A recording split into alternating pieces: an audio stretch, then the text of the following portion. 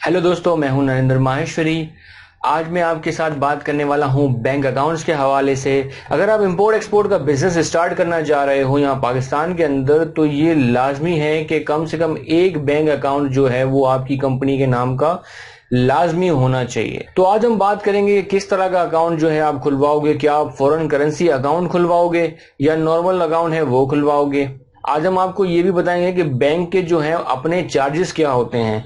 Bank जो services आपको provide करता है, लाजमी सी बात है वो फ्री में तो नहीं प्रोवाइड करता होगा, कोई ना कोई चार्जेस वो आपसे लेता होगा। तो वो क्या क्या चार्जेस आपसे लेगा, वो तमाम चीजें हम आज इस वीडियो के अंदर बताएंगे। एक्सपोर्टर की जो पेमेंट बैंक के अंदर आ रही होती है, तो वो कितने % जो है टैक्सेस वगैरह डिडक्ट होने के बाद एक्सपोर्टर को मिलती है, तो हम ये भी बताएंगे। पूरी डिटेल के साथ डिस्कस करेंगे कौन कौन से टैक्सेस जो हैं वो माइनस हो रहे होते हैं, डिडक्ट हो रहे होते हैं एक्सपोर्ट की पेमेंट में से। हर चीज को गौर से सुनिएगा, कोई भी चीज मिस मत कीजिएगा और लाजमी इस वीडियो को अंत तक देखिएगा। दोस्तों, सबसे पहले मैं आपको बताता चलूं कि एनवीजे डेवलपर्स एंड डिजाइनर्स ये हमारे स्पॉन्सर्स हैं। अगर आपको अपने बिजनेस की प्रोफेशनल और मोबाइल फ्रेंडली वेबसाइट बनाना हो तो आप इनको कॉल कर सकते हो इस नंबर के ऊपर। ये सिर्फ 9,000 रुपए में आपके बिजनेस की प्रोफेशनल और मोबाइल फ्रेंडली वेबसाइट ये आपको बनाकर दे सकते हैं। तो हम अपने सवाल की तरफ आते हैं कि भाई हमें बैंक में किस तरह का अकाउंट खुलवाना होगा।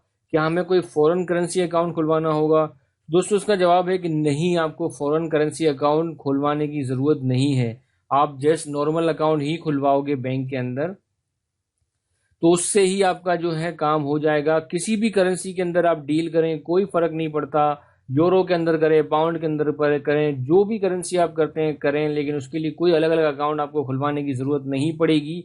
सिर्फ एक अकाउंट से ही आपका काम चल जाएगा। तमाम पेमेंट जो है वो आपके अकाउंट में आ जाएंगी। कंपनी के नाम पे अकाउंट आप कैसे खुलवाओगे, कोई इतना मुश्किल नहीं है। सिर्फ उसके लिए जो है एनटीएन जो है वो सर्टिफिकेट चाहिए होती है, जो आपने रजिस्टर्ड कराया होगा एफबीआर से। तो आपको जो है एफबीआर की जो है एनटीएन सर्टिफिकेट चाहिए होगी, वो भी ऑनलाइन निकल आती है। कोई टेंशन की बात नहीं है, मैं आपको बता देता हूँ आप कैसे निकलवाओगे। आप सिंपली गूगल पे जाएं, आप लिखें एनटीएन वेरिफिकेशन और बस ये एनटीएन वेरिफिकेशन एफबीआर करके आप सर्च करें। सबसे पहला लिंक ही आएगा, आप इस पे क्लिक कर दें। अब ये यहाँ पर आगे आपको करना क्या है, यहाँ पे जो भी आपका एनटीएन नंबर है आपको तो पता होगा।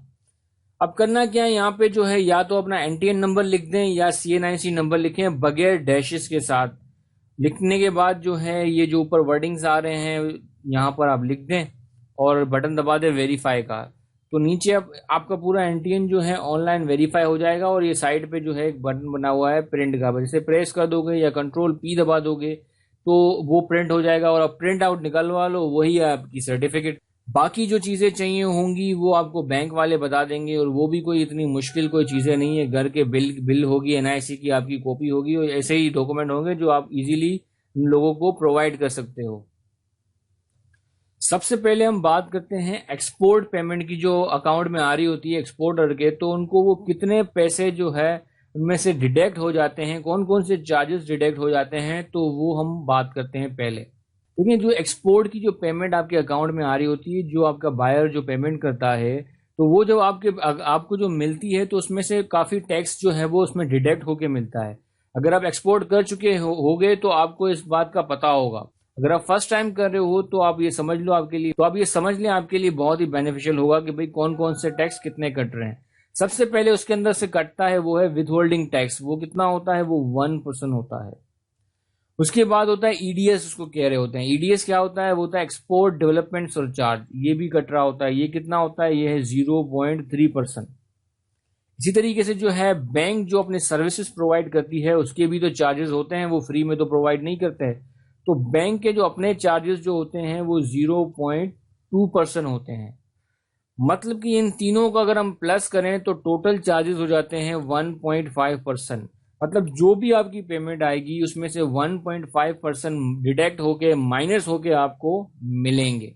तो दोस्तों, उम्मीद है आपको ये समझ में आया होगा। हमने पूरी डिटेल के साथ आपको बताया कि भाई बैंक जो है क्या क्या चार्जेस अपने ले रहा होता है। उम्मीद है अब आपको समझ में आया होगा। अब जो भी प्राइस जो है आप अपने कस्टमर को दोगे तो ये सब चार्जेस भी अपने ज़हन में रखोगे कि ये सब भी खर्चे होते हैं, तो वो भी उनके साथ जोड़कर आप बताओगे। अगर आपको अभी भी कुछ भी समझ में ना आया हो, कुछ भी पूछना हो, आप हमें कमेंट्स में पूछ सकते हो। हमारा व्हाट्सएप ग्रुप है वो आप ज्वाइन कर सकते हो और जो भी सवाल है आप हमसे पूछ सकते हो। तो अपना बहुत बहुत ख्याल रखिएगा। अल्लाह हाफिज।